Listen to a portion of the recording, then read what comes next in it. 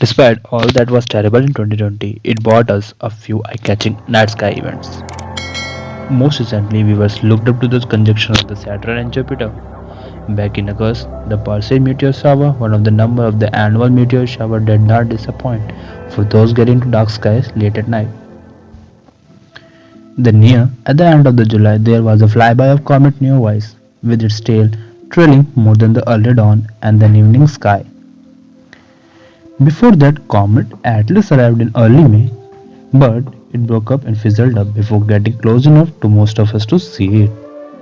But mark your calendars now for those special stargazing events for the upcoming year that make it worth staying up late at night or getting up early to gaze to the heavens. Many of the highlights for 2021 involve the planets as they crowd together and become readily visible. On 11th February, the two brightest planets, Venus and Jupiter, are both in view for 20 to 30 minutes before sunrise. A huddle of planets appears on 9th and 10th March, with Mercury, Jupiter and Saturn in alignment with the nearby crescent moon. Those with telescopes might even see few moons of Jupiter. Sadly, I don't have one. Possibly the biggest treat of the year appears on May 26 with a total lunar eclipse. This 2021 is handy for one early risers, but my night owls might find this timing inconvenient. The full eclipse begins at 5:11 am and the show is over by 5:25 am. The lunar eclipse occurs only during a full moon and when the Earth, Sun and Moon are in alignment.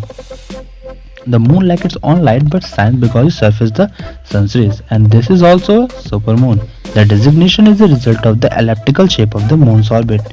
The moon distance from the earth changes, and when the full moon coincides with them, when the moon is close to the earth, it is considered a supermoon.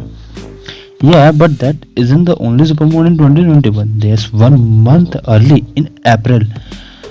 That moon, called the pink moon, will also be closest to the earth and appear to be a bit larger than the normal when seen on the horizon. For the big celestial event on June 10, you will have to head to Canada or Greenland for the Circle of Fire solar eclipse.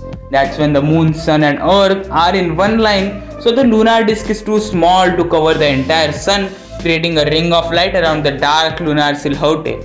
This is the biggest event of 2021, but sadly Indians, it's not for us. The partial meteor shower arrives again in August, peaking on 12th and 13th of August. That 2021 event should be a good one thanks to the dark moonless sky. Shooting stars abound with as many as 60 visible per hour, but with places like Delhi, it doesn't seem that I will see it. The Draconid meteor shower peaks on October 8, but it is typically less dramatic than the Perseid shower. The shooting stars are less numerous, but they are also slower, taking longer to cross the sky. As we near November, the moon gets into act again. On November 19, a partial lunar eclipse will be visible around 2 am. It is like a total eclipse, but there isn't full coverage of the moon. Still, 97% of the moon will be in shadow, making it well worth getting up in the middle of the night to see. The final big event for 2021 will require a trip to Antarctica. On December 4th, those in Antarctica and South Africa will be treated with a total solar eclipse.